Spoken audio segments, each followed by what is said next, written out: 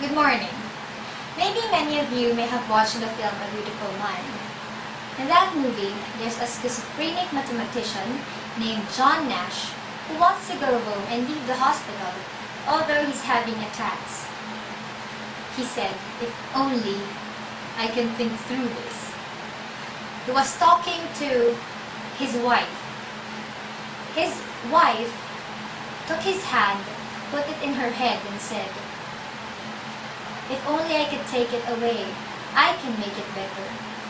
Maybe the part that knows the difference between the waking part and the dreaming part is not here. Maybe it's here. Aw, that's really sweet, isn't it? But that's an ancient trope, and it's a false one. So what really is this thing called love? If not with the heart, it plays a vital role on the most important part of our body, the brain. I want to be exact, so we'll be talking about romantic love. What changes does it do to our brain?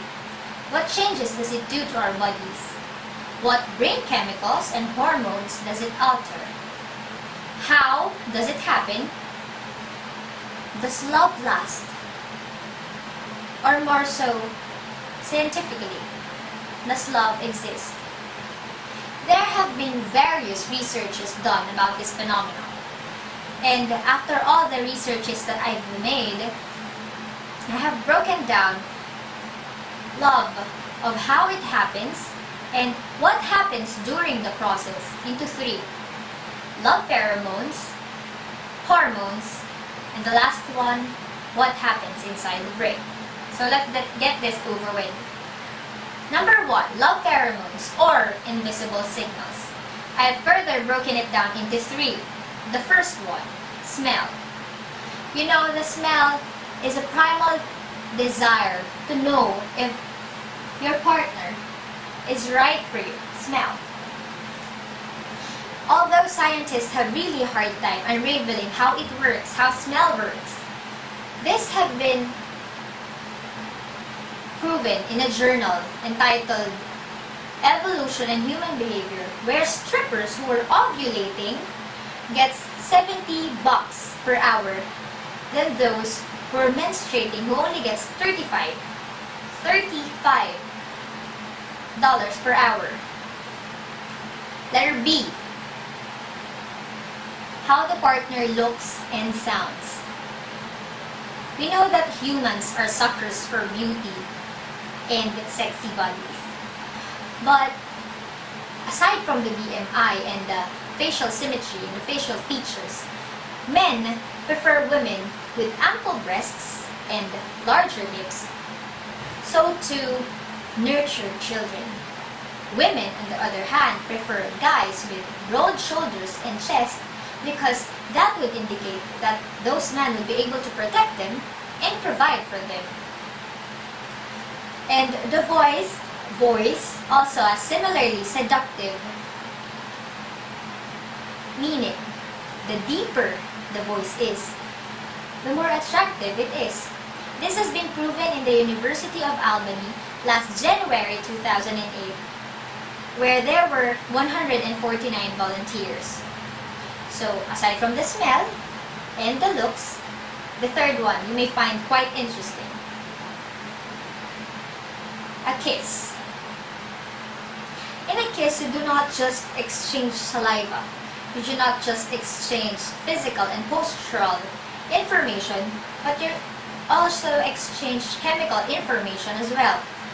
The testosterone levels of both genders, although higher in male, is critical in maintaining arousal states, making people more receptive to even greater intimacy. Meaning, the more you kiss, the more you get intimate. So, maybe that explains why foreplay is important in having sex. So, I guess I've explained how it all starts, how love all starts through these invisible signals or love pheromones. Let's go to number 2. Yes, hormones. Hormones are what our body releases, usually by the endocrine system, when something changes in our body. So let's start from the simplest. The adrenaline. The adrenaline is the fight or flight hormone. In the initial stages of attraction, it activates the stress response. It increases the blood levels, making the people sweat, making the heart race, making the mouth dry, making the pupil bigger, the breathing faster, and the digestive system slower so that you won't be able to feel hungry. That happens when you accidentally or unexpectedly bump into the person you love. Number 2, endorphin. Now, it is cute, isn't it? Number 2, endorphin.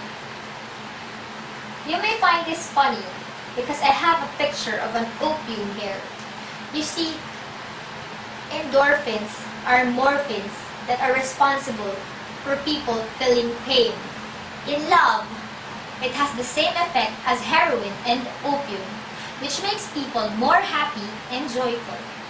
This is the reason why Paulo Coelho, the famous author of The Alchemist, have quoted, "Love is similar to the manifestation of physical dependence provoked by drugs." Number 3, serotonin. Here I have a picture of a guy who said, "The doctor said I may not be suffering from OCD after all. Touch wood, touch wood, touch wood, touch wood." Well, serotonin is responsible while new lovers keeps popping in our heads.